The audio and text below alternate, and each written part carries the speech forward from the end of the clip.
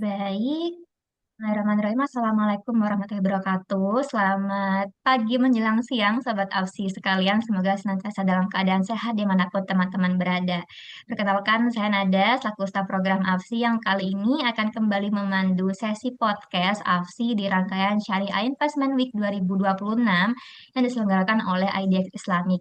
Nah, teman-teman juga bisa hadir di rangkaian acara SIW 2026, baik itu secara virtual di website, tentu dengan mendaftar terlebih dahulu ya teman-teman, dan juga bisa hadir secara offline di Bursa Efek Indonesia bagi teman-teman yang ada di daerah Jabodetabek. Nah, baik di sesi podcast kita yang kedua kali ini, kita akan membahas tentang salah satu tema yang cukup menarik tentu dengan teman-teman yang aliasnya memang dari Gen Z ya, yakni yang Gen Z wajib tahu sebelum terjun ke investasi saham. Nah, di sini telah hadir juga narasumber kita di sesi podcast kali ini, yakni ada Bapak Medi Tri selaku founder dan CEO dari PT Nawa Financial Technology atau Nawafin. Salah satu member AFSI juga nih teman-teman, bisa kepoin juga produk-produk dan juga websitenya seperti itu ya.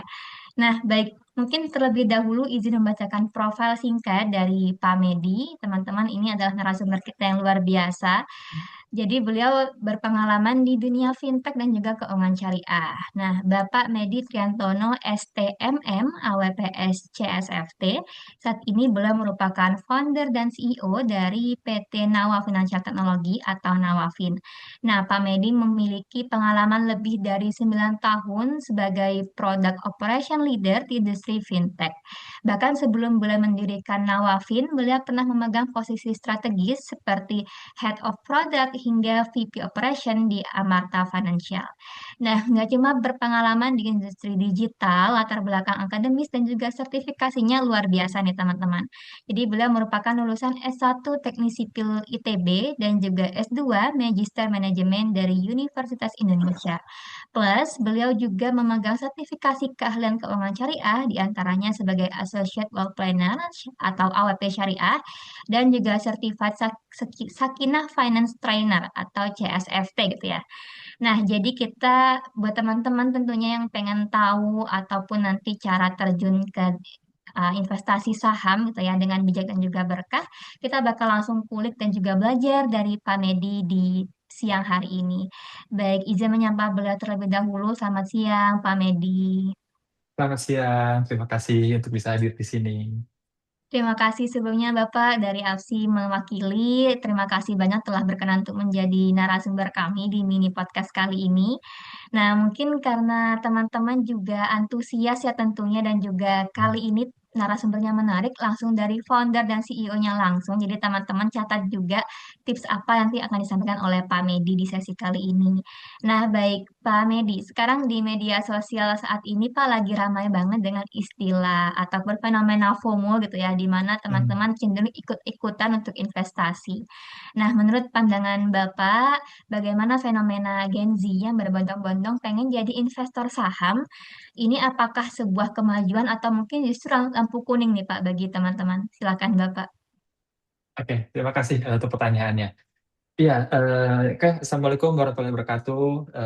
Selamat siang ya teman-teman, pagi selamat siang. Ya, mungkin saya di sini ingin sharing saja sedikit ya. Mungkin teman-teman juga sudah banyak berkecimpung juga, mungkin ada yang sudah mencoba juga terkait berinvestasi ya. Saya juga sejujurnya sering melihat nih gitu, banyak yang sudah mulai ingin mencoba investasi A, investasi B seperti itu ya. Dan sebenarnya saya diri sendiri sih sebenarnya senang sekali ya melihat dari Gen Z ini sudah bisa mulai melihat bahwa oh investasi ini sebagai salah satu cara nih gitu ya untuk kita bisa mungkin gimana kita bisa mencapai tujuan kita gitu. Bahwa kalau kita saat ini bekerja, mungkin teman-teman ada yang sedang, mungkin masih ada yang sedang kuliah atau sudah bekerja, kita sudah bisa menghasilkan uang, lalu mungkin step pertama adalah kita ingin menabung gitu ya. Tapi kemudian kita bertanya lagi, apakah kita bekerja untuk uang atau uang bisa bekerja untuk kita gitu. Nah, di sini biasanya mulai mulai terbersit kayak, mungkin saya bisa investasi seperti itu. Dan dengan dengarnya informasi bahwa banyak yang sudah ingin berinvestasi itu sesuatu yang baik, itu suatu kemajuan nyata lah saya kalau saya bisa bilang gitu. Nah, mungkin kalau kita dari sisi mata uang biasanya ada plusnya ada minusnya nih gitu. Mungkin satu sisi ini kemajuan, cuma yang mungkin kita harus perhatikan adalah apakah kita masuk ke dalam investasi saham dengan dasar memang kita punya rencana atau ini tadi FOMO gitu. Karena ini sangat membedakan ya.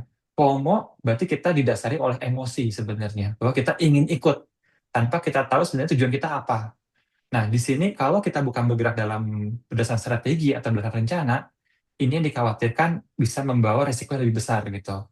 Karena berbeda dengan menabung yang dimana kita mungkin sudah ada jaminannya ya, dari LPS misalnya, dan itu sudah minimalkan resiko kita, tapi dengan berinvestasi kita mendapat exposure lebih terhadap risiko-risiko tersebut gitu. Jadi tidak untuk kemungkinan bahwa uang kita bisa hilang gitu. Jadi disitulah kita harus melihat dengan bijak bahwa apa tujuan kita jangan didasari oleh emosional, tapi kita bisa berpikir objektif di situ. Mungkin itu sih kalau saya melihatnya sejauh ini pandangnya. Jadi berharap teman-teman tetap terus belajar dan bisa melihat bahwa ini suatu langkah yang memang teman-teman sudah siasati seperti itu. Ya. Baik, terima kasih Pak. Jadi ini sebuah kemajuan ya, tergantung juga sama teman-teman nanti mengaitkannya dengan apa. Karena kalau tadi hanya FOMO saja, seperti kata Pak Medi, itu kan kita didasari emosi sesaat ya teman-teman. Tapi Hmm. teman-teman perlu tahu apa tujuan keuangannya dan juga kita memang perlu investasi ya Pak ya, utamanya di keadaan ekonomi yang Betul. sekarang gitu ya. Seperti tadi Pak Medi mention juga bahwa kita perlu berpikir apakah kita memang hanya jauh untuk menghasilkan uang atau sebenarnya uang yang kita hasilkan ini juga bisa bekerja lagi ke teman-teman. Nah, baik Pak Medi, terima kasih banyak. Nah, mungkin sebelum kita bahas lebih dalam juga Pak, mungkin boleh di-share sedikit barangkali ada nggak sih Pak, mungkin salah kaprah terbesar bagi Gen Z atau mungkin Bapak yang telah mengalami ya investasi saham ketika kala itu Pak. Oke, yang memang sering kali terjadi adalah yang sering saya temui kalau waktu saya sempat berpengalaman di awal adalah kita melihat bahwa investasi itu menguntungkan, gitu. Jadi satu sisi kayak, oke, dengan investasi saya bisa mendapatkan untung, gitu ya. Yang kita lupa adalah sebenarnya ada sisi resiko di baliknya, gitu. Jadi ketika kita untung, kita senang, kita ingin lagi lanjut lagi, lanjutkan lagi. Tapi ketika kita rugi, kita tidak siap untuk itu. Seringkali terjadi seperti itu. Sehingga merasa bahwa, investasi ini, investasinya bodong. Investasi ini penipuan gitu. Mana saya rugi gitu. Nah, sebenarnya di sini kuncinya adalah literasi tadi gitu. Jadi berinvestasi itu berbeda dengan kayak kita menabung atau berdeposito gitu ya, yang sudah ada sudah ada pelindungnya gitu, sudah ada yang bisa menjaga gitu. Tapi di sini kita benar-benar terjun langsung gitu. Bahwa memang kita membawa berinvestasi pun juga bisa menguntungkan, ada potensinya. Lalu juga ada cerita kayak investasi X ini bisa menguntungkan loh, tahun kemarin dia naik segini, tahun kemarin naik sini. Nah, yang sering kali lupa juga adalah bahwa performa yang sebelum-sebelum itu sebenarnya tidak menggambarkan ke depannya seperti apa gitu.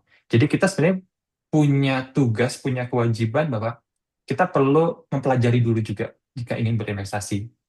Sambil belajar, sambil apakah bisa sambil belajar sambil mencoba? Boleh, tidak apa-apa gitu.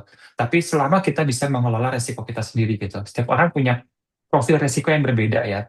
Jadi mungkin first step jika belum pernah melakukan eh, profiling gitu ya.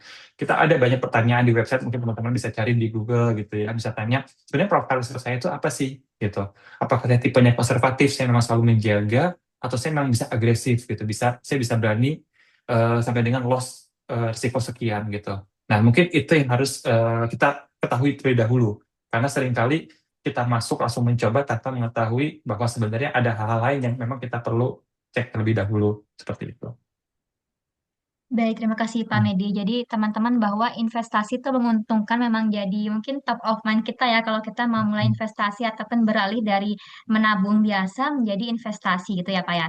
Nah, tapi perlu diperhatikan juga seperti tadi kata Pak Medi bahwa kalau untung tuh seringkali kita memang senang, tapi kita cenderung tidak siap dengan kerugian yang ada.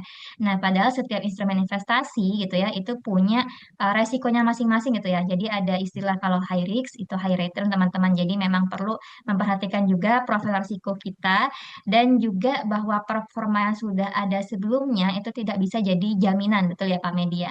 Jadi teman-teman harus cek juga secara berkala kinerjanya seperti apa tiap-tiap instrumen keuangan yang teman-teman gunakan atau instrumen investasi ya tadi yang kita bahas.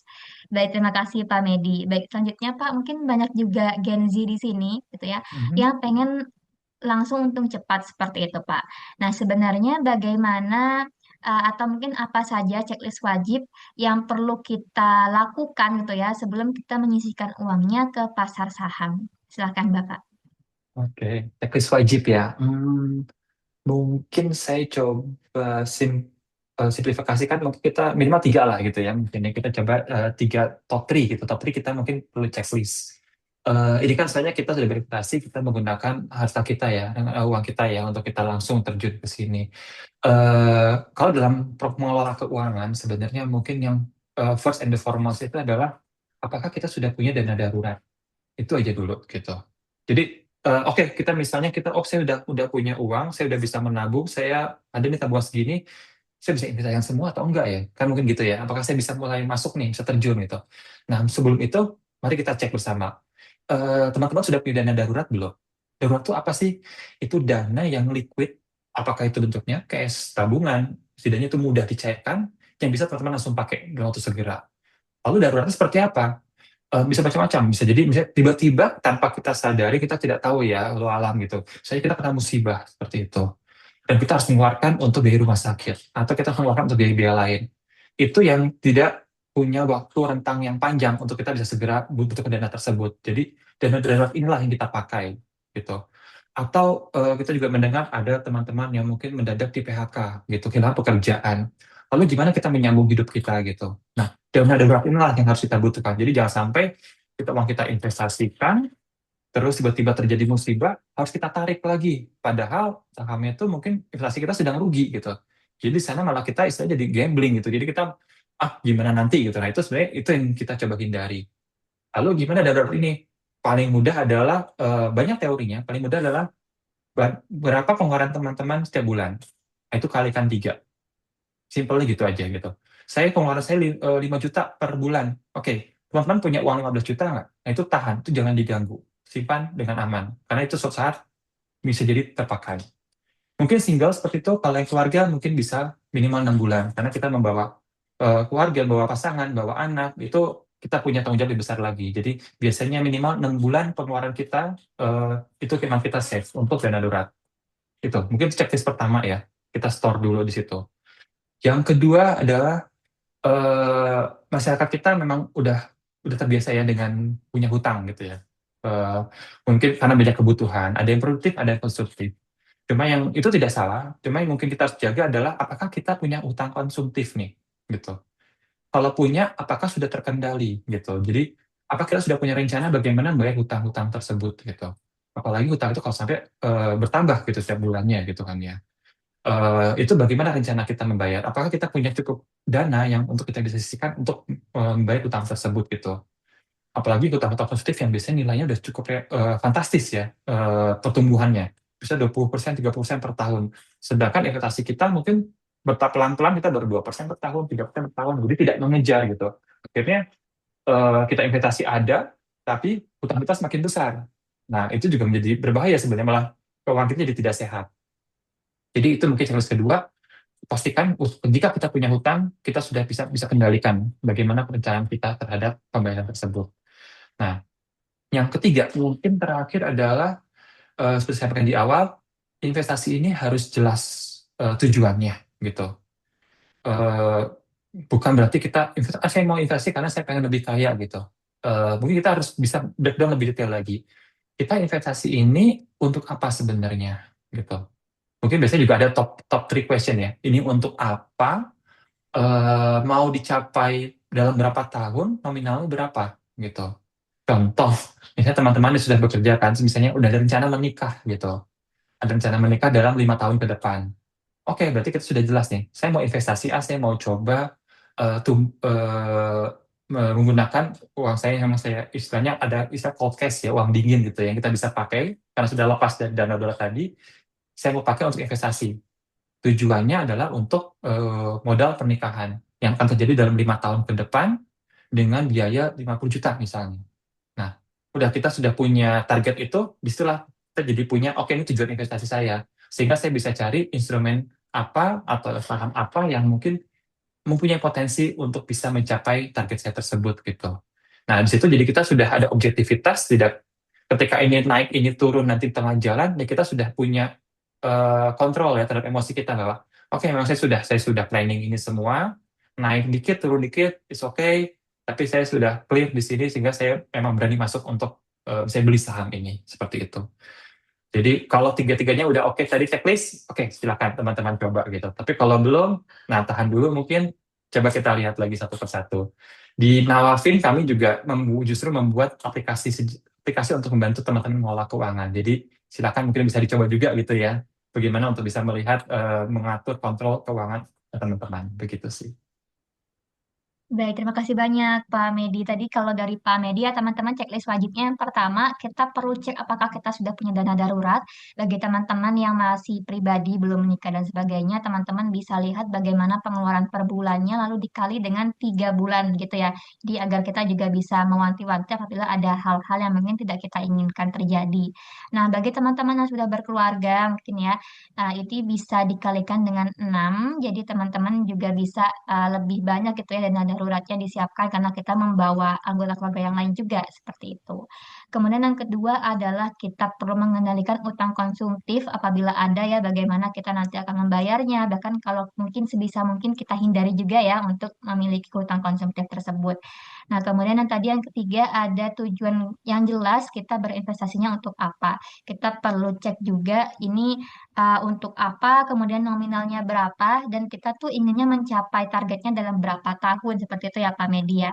Nah, Mhm. teman-teman tadi sudah di-mention juga bahwa dari Nawafin itu punya aplikasi semacam financial planner yang bisa teman-teman gunakan. Teman-teman juga bisa kepoin dan juga download dan juga digunakan tentunya. Baik, terima kasih Pak Medi tadi atas insight-nya. Nah, Bapak mengingat Nawafin juga sangat lekat dengan literasi finansial yang bijak dan juga syariah ya tentunya. Bagaimana sih Pak cara kita untuk membedakan antara mungkin saham yang sehat untuk investasi jangka panjang dengan saham yang mungkin istilahnya saham gorengan seperti itu ya Pak ya, agar kita Hmm, terhindar dari spekulasi atau ya spekulasi yang berkedok investasi. Silakan Pak Medi. oke, terima kasih. Oke, saham sehat versus saham gorengan berarti ya. Oke, mungkin kalau dari saya, kita kalau dalam perspektif syariah itu kan mungkin kita sudah kenal ada singkatan maghrib gitu ya. Singkatan dari masyir. Masyir itu berarti spekulasi. Jadi kita harus hindari investasi bersifat berspekulasi seperti itu. Juga ada goror di sana, tidak pasti, ada ketidakpastian gitu. Jadi apakah ini naik, turun, apakah ini dari mana sumbernya dan lain-lain, itu ada ketidakpastian, itu harus kita hindari. Dan yang terakhir tentunya riba ya, yang sudah pasti menjadi dosa besar dan sangat dilarang seperti itu. Nah, mungkin kita berangkat dari perspektif maghrib tersebut. Lalu bagaimana kita turunkan kepada investasi utamanya saham yang ada sekarang gitu. Nah, biasanya mungkin teman-teman bisa mulai lihat-lihat gitu ya. Ketika melihat saham, biasanya saham gorengan itu ada ciri-ciri khas yang cukup kental gitu.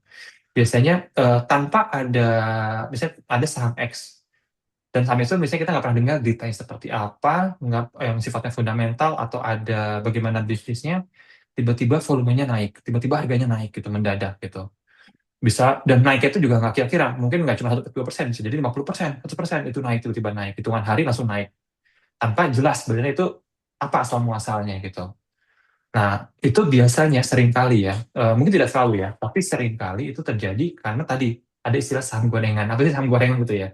Jadi itu istilah kita biasanya itu digoreng gitu. Jadi kayak memang langsung biasanya dari diviralkan, dari sosmed atau ada influencer atau mungkin ke teman-teman mungkin kalau sudah mulai masuk ke lima saham tuh kadang-kadang kita sering dapat invitation Telegram gitu ya, ayo masuk, ayo naikkan ini besok akan naik segala macam. Nah, itu tuh sebenarnya saham-saham yang berpotensi sedang digoreng di sana gitu. Nah, itu karena kita nggak punya dasarnya punya apa, itu mungkin teman-teman perlu bijak lah gitu ya. Perlu bijak dalam menyikapinya. Apakah ini memang saham yang benar atau tidak? Seperti itu. Itu mungkin clue paling mudahnya. Nah, sedangkan kalau saham yang sehat, apalagi sehat di jangka panjang itu cirinya memang sangat berbeda. Biasanya bisnis modelnya perusahaan itu tuh sudah jelas gitu. Paling simpel mungkin gini, kita tanya diri kita sendiri. Ini ada saham dari perusahaan A. Perusahaan A itu bergerak di bidang apa sih? Gitu.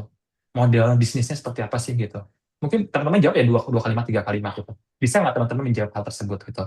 Kalau oh ini bidangnya di bagian perbankan, ini bidangnya di bagian industri sektor garment gitu. Jadi dan ini cara pendapatannya seperti ini. Nah, kalau itu sudah jelas, itu teman-teman itu sudah mulai mengerti bahwa oke, ini sahamnya teman-teman bisa bisa pelajari. Dan buat yang udah punya ilmu lebih jauh bisa baca laporan keuangan misalnya atau bisa bisa menilai angka-angka taksirannya. Nah, itu kita bisa lihat lagi lebih jauh apakah dia menghasilkan laba gitu. apakah manajemennya jelas, struktur organisasinya jelas gitu. Terus gimana kita melihat itu kalau dia udah masuk publik, gimana itu di pasarnya gitu. Nah, kalau itu sudah cukup jelas, ya udah, itu berarti itu sudah salah satu indikasi bahwa ini saham sehat yang mungkin kita bisa mulai berinvestasi. Nah, satu lagi, karena kalau kita berfokus kepada saham-saham syariah, sebenarnya ya syukur alhamdulillah, sebetulnya kita sudah ada namanya daftar efek syariah gitu ya, yang diterbit oleh OJK gitu. Nah, itu mungkin bisa jadi filter awal teman-teman. Jadi, kan kita lihat kadang-kadang kita overwhelm ya, masuk ke bursa saham, tiba-tiba, wah ini banyak sekali gitu. Mau mulai dari yang mana gitu.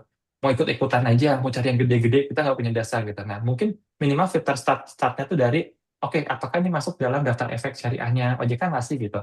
Kalau karena itu sudah dijaga ya, sudah disaring gitu. Jadi udah sisi rasionya, ribanya, jenis usahanya itu sudah disaring, kita sudah dibantu. Jadi mungkin kita bisa start dari sana untuk memulainya gitu. Jadi ya mungkin kalau long sentence shortnya adalah kalau teman-teman tuh nggak bisa jelasin kenapa saat teman-teman beli saham itu, kalau bisa jelasin mending jangan dibeli deh gitu. Ya mungkin itu sih. Baik, terima kasih banyak Pak Medi. Tadi salah satu hacksnya ya teman-teman bisa cek daftar efek syariah kalau teman-teman juga memang mau main aman dan juga memang menerapkan halal lifestyle gitu ya. Jadi teman-teman itu adalah Hmm, filter utama teman-teman untuk bisa mungkin beli saham yang benar-benar itu saham yang sehat bukan sekedar saham gorengan. Ya teman-teman jangan juga terpancing. Mungkin ada beberapa juga ya Pak ya. Apalagi kalau kita di Telegram dan sebagainya sering banget tuh dimasukin ke grup-grup yang mungkin betul. aneh atau mungkin nanti nyuruh kita untuk beli yang ini, beli yang itu. Nah, teman-teman harus waspada juga ya, karena itu termasuk salah satu ciri-ciri saham gorengan gitu ya. Baik, terima kasih Pak Medi. Nah, selanjutnya Bapak, jadi kan anak muda seringkali beralasan bahwa gaji atau mungkin uang jajan mereka pas-pasan gitu ya, mana bisa kita nih main saham gitu. Atau mungkin sebaliknya, ada yang merasa masih pas-pasan tapi mungkin sudah beralih ke instrumen investasi yang lain yang mungkin lebih tinggi resikonya seperti kripto Hmm, dan sebagainya gitu ya. Nah, mungkin ada nggak Pak oke. tips dari Nawafin untuk Gen Z yang baru mulai investasi tapi modalnya sangat receh dan mungkin strategi apa yang paling cocok untuk mereka, Pak? Silahkan, Pak Medi. Oke, baik. Oke, kalau ngomong receh ya, jadi memang ya syukur alhamdulillah. Kalau dulu zaman saya mungkin memang agak sulit ya berinvestasi ya. Saya harus menabung dulu cukup besar, lalu wah pilih satu, kalau salah juga wah itu resikonya besar gitu ya. Cuma sekarang kita sudah sangat dibantu teknologi gitu ya.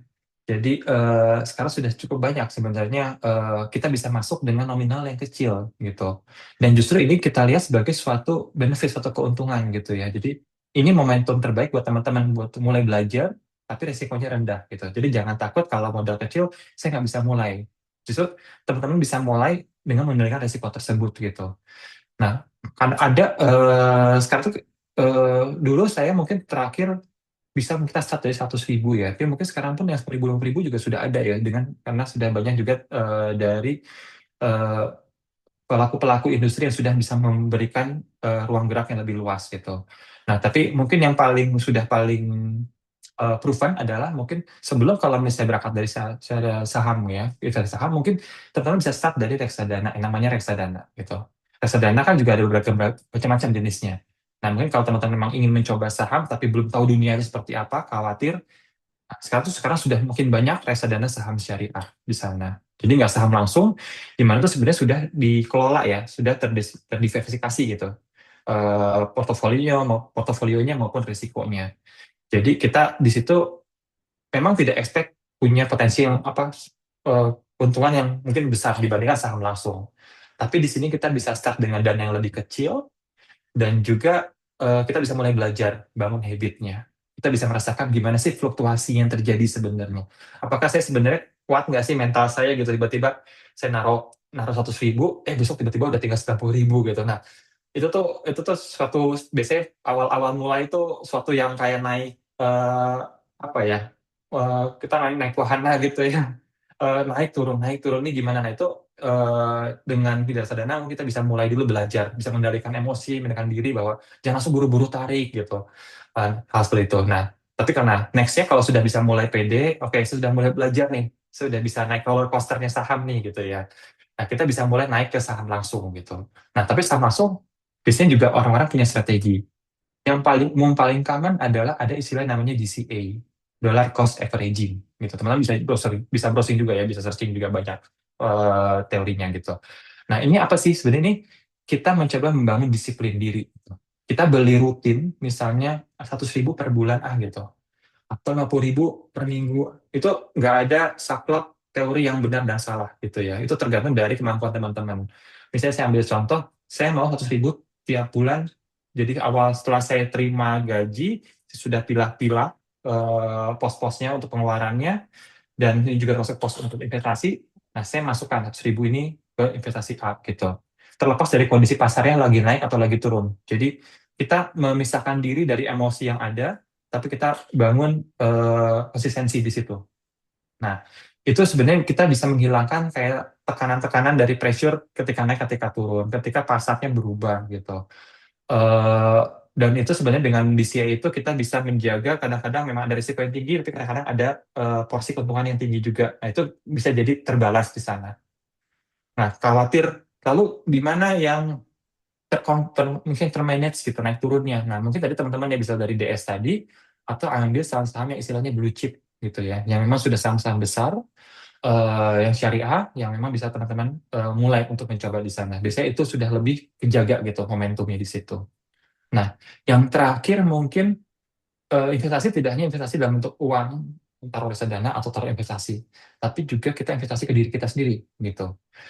Bisa juga kita sisihkan dana kita untuk kita beli buku, kita ikut kursus, kita join komunitas gitu. Karena itu untuk lebih membuka cakrawala kita juga gitu ya. Kita lebih belajar. Mungkin kita bisa sisihkan sebagian, oke kita investasi, tapi sebagian kita sisihkan yuk kita belajar gitu. Di luar di dalam teknologi ini, sosial media ini banyak, kita bisa banyak belajar diri sendiri. Kita juga sama diri kita bisa belajar, sama kita bisa menyaring dengan baik gitu ya. Jadi kita pun percaya gitu kalau perusahaan finansial itu akan menjadi yang terbaik kalau kita bisa mempunyai ilmu-ilmu yang terbaik juga di situ sih. Kita juga di Naofin juga ingin memberikan edukasi-edukasi tersebut gitu ya. Teman-teman supaya bisa lebih paham lagi dan bisa melakukan dengan lebih baik lagi seperti itu. Baik, terima kasih banyak Pak Medi. Tadi kata Pak Medi ya teman-teman nggak perlu takut dengan modal kecil nggak bisa mulai investasi, tapi justru dengan modal kecil itu kita bisa mulai apa ya sedikit demi Hmm. sedikit ditaruh di instrumen apa nanti teman-teman juga bisa petakan sesuai sama profil risiko teman-teman. Nah kemudian tadi selain kita investasi ke uang, kita juga bisa investasi ke diri sendiri gitu ya. Kita bisa ikut kursus atau mungkin ada beberapa sesi juga sebenarnya teman-teman yang diselenggarakan oleh IDX Islamic, ada yang offline di Bursa Efek Indonesia, ada juga yang online. Jadi teman-teman juga bisa kepoin nanti ya beberapa sesinya di Instagram IDX Islamic juga. Nah, tadi Pak Medi juga sudah menyampaikan tips ya bagi kita untuk melatih mungkin investing psikologi juga bagaimana agar Hmm. mental kita tuh nggak gampang panik ketika marketnya mungkin lagi red days atau lagi turun gitu ya Pak ya. Ya. Baik, terima kasih Pak Medi. Nah, mungkin pertanyaan terakhir Pak.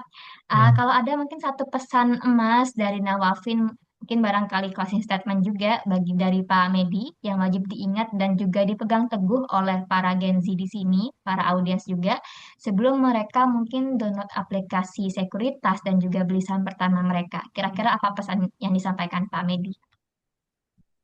Oke, mungkin saya kembali sedikit ke perspektif dari ya kali ya. Jadi kita di sini yang bekerja, mencari uang, memperoleh harta, kita harus ingat kembali bahwa harta itu titipan, gitu, gitu ya. Ini hanya titipan gitu.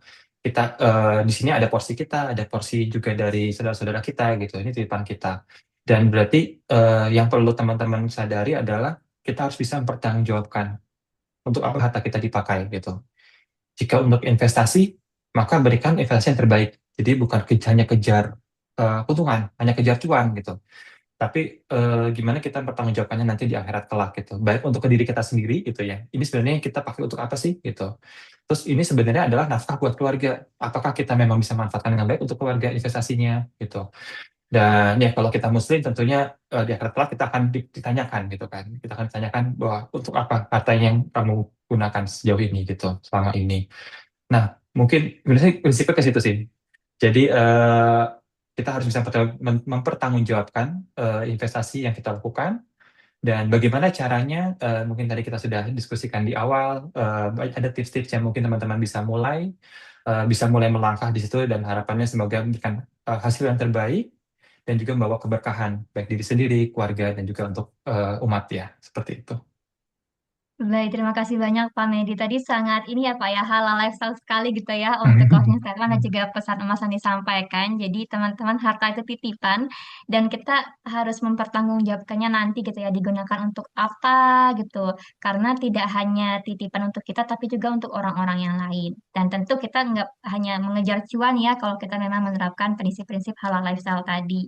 Nah, baik seru banget obrolan kita hari ini teman-teman bersama Pak Medi, founder and CEO dari Nawafin. Nah, teman-teman jangan lupa juga untuk download aplikasi Nawafin. Ada di App Store juga ya Pak ya. Ya, Ini betul. yang apa namanya logonya Tunas ya teman-teman, nanti Ya. teman-teman bisa download Hmm. juga seperti itu. Nah sekarang kita jadi tahu ya kalau kita mau beli saham pertama itu ada checklist wajib dulu yang harus beres dan juga jangan cuma kemakan sama gaya hidup atau mungkin tren di media sosial. Nah investasi itu maraton jangka panjang, jadi teman-teman kita tidak lari cepat ataupun melihat juga ya kanan kiri seperti apa kok itu udah banyak nih imbal hasilnya, nggak seperti itu ya teman-teman. Nah, baik, terima kasih banyak sekali lagi kepada Pak Medi yang telah menemani kami dan juga audiens di sini dan berkenan untuk membagikan ilmunya yang mahal banget dan dengan cara yang simpel tentunya semua teman-teman insya Allah mengerti apa yang disampaikan. Nah, baik, terima kasih sekali lagi kepada Pak Medi yang telah berkenan untuk menjadi narasumber kami. Nah, untuk teman-teman yang sudah siap habis ini ya, habis dengarkan podcast ini, mungkin sudah siap untuk investasi, ya kita kuasai dulu bagaimana tadi psikologi keuangan yang sudah disampaikan oleh Pak Medi juga. Teman-teman nanti bisa tonton ulang podcast ini di YouTube AFSI juga tentunya. Nah, terima kasih semuanya yang telah mendengarkan. Sampai bertemu di episode podcast AFSI berikutnya nanti bersama Ibu Mahaning malam hari ini. Teman-teman nanti bisa cek juga gitu ya di Virtual Booth AFSI. Baik, saya Nada, staf program AFSI, izin pamit undur diri. Terima kasih Pak Medi dan juga teman-teman. Baik, terima Wassalamualaikum kasih. warahmatullahi wabarakatuh. Waalaikumsalam. Baik.